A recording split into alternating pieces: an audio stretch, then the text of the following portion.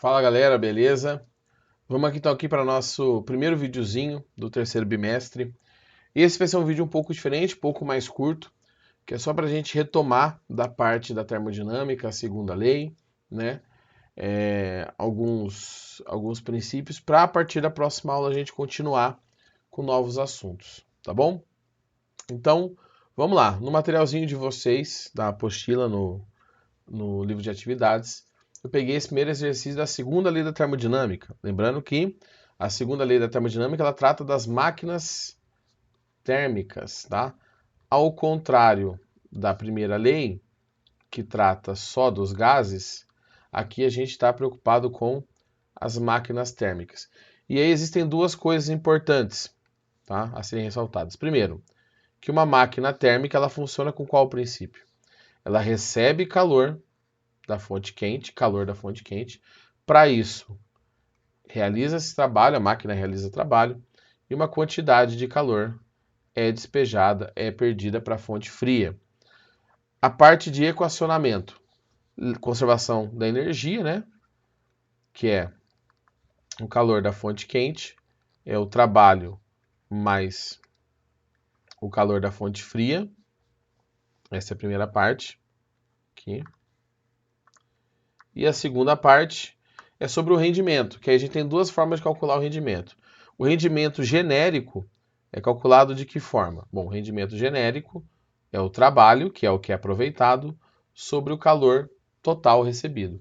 E temos o rendimento de Carnot, que é para uma máquina teórica, que é 1 sobre temperatura da fonte fria sobre temperatura da fonte quente. Lembrando que temperatura em Kelvin, tá? Que não pode ser em Celsius. Certo? Uma breve resumida para a gente ir para os exercícios. Estadual da Paraíba. A evolução industrial consistiu em um conjunto de mudanças tecnológicas com profundo impacto no processo produtivo em nível econômico e social. Iniciada na Inglaterra nos meados do século XVIII, expandiu-se pelo mundo a partir do século XIX.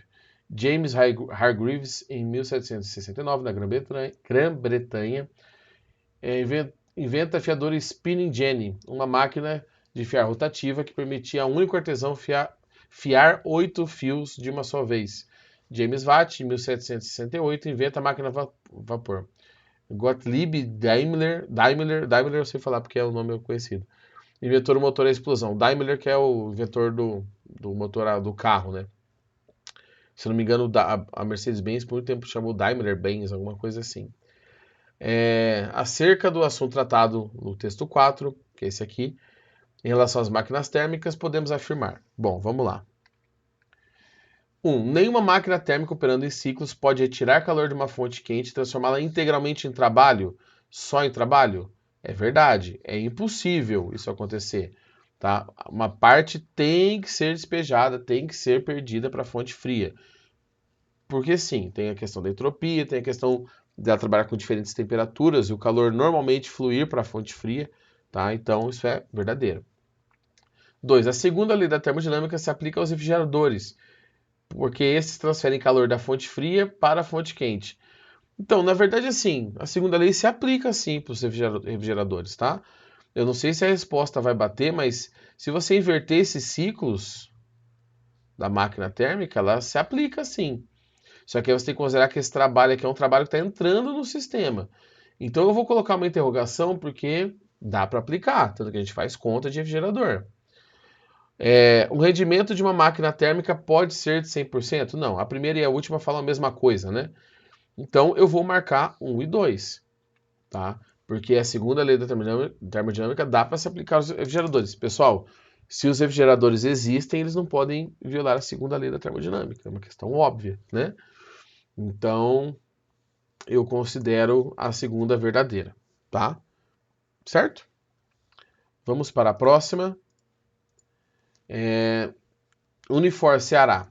Hoje, aos olhos da ciência moderna, um dispositivo criado por Heron, né, é uma máquina térmica, ou seja, ela é um dispositivo com capacidade de transformar calor, energia térmica, em trabalho mecânico. No entanto, essa máquina criada não foi usada para produzir energia mecânica em grandes escalas. Foi somente no século XVIII que foram construídas as primeiras máquinas térmicas. Vou falar do nome da Revolução Industrial. e é para avaliar as afirmativas a seguir. Percebam, gente, que a física, principalmente nessa parte, está sempre associada à história da humanidade aqui. Então você não consegue separar a física da história da física nesse momento e da história da humanidade. 1. Máquinas térmicas são dispositivos usados para converter energia mecânica em energia térmica, com consequente realização de trabalho. Não. É energia térmica ou calor em energia mecânica. Ele faz isso aqui no enunciado. Então a primeira está errada. Eu já vou cortar aqui o que tem a 1 envolvendo. 2. O enunciado da segunda lei da termodinâmica, proposto por Clausius, afirma que o calor não passa espontaneamente de um corpo frio para um corpo mais quente, a não ser que seja forçado. Sim, verdade. É isso mesmo. Aqui já não tem a 2, né? Então, a 2 e 4. Vamos ver.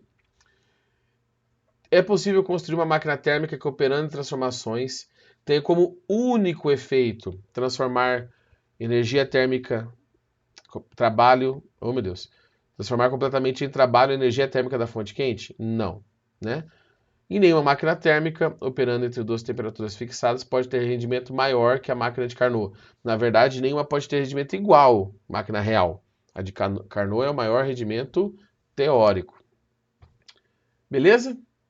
Pessoal, vamos para a saideira aqui?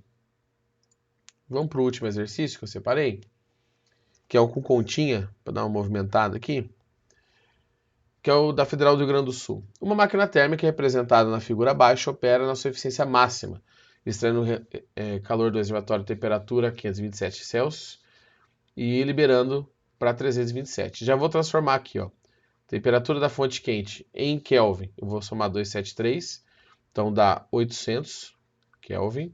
E temperatura da fonte fria, somar 273, que dá 600 kelvins, né?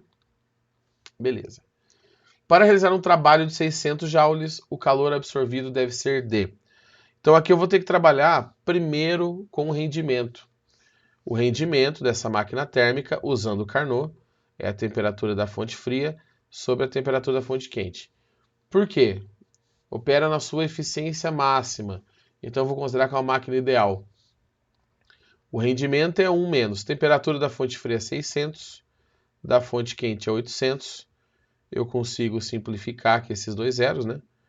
Então vai ficar que o rendimento é 1 menos 6 sobre 8 é 3 quartos, 0,75. Então o rendimento é de 0,25. Se fosse em porcentagem, seria 25%. Esse mesmo rendimento é a quantidade de trabalho aproveitada sobre o calor total recebido. Então, isso aqui ficaria 0,25, que é igual ao trabalho, sobre a quantidade de calor total, certo? Eu vou apagar aqui, gente, porque eu fiquei em cima. Então, vou fazer assim, peraí. O rendimento é 0,25. Oh, meu Deus. Vou fazer mais para o lado, peraí. Aqui. Continuar aqui embaixo. Então, 0,25. O trabalho é 600 e o calor da fonte quente está aqui. Ele sobe, o 0,25 desce. O calor da fonte quente, então, é 600 dividido por 0,25. Dividir por 0,25 é multiplicar por 4. Então, isso aqui dá 2. E 400 joules, que é a alternativa A. Certo? Espero que tenha ajudado. Dúvidas, me procurem. Não se esqueçam das atividades, fecha domingo. E é isso aí, gente. Até semana que vem. Bons estudos e falou!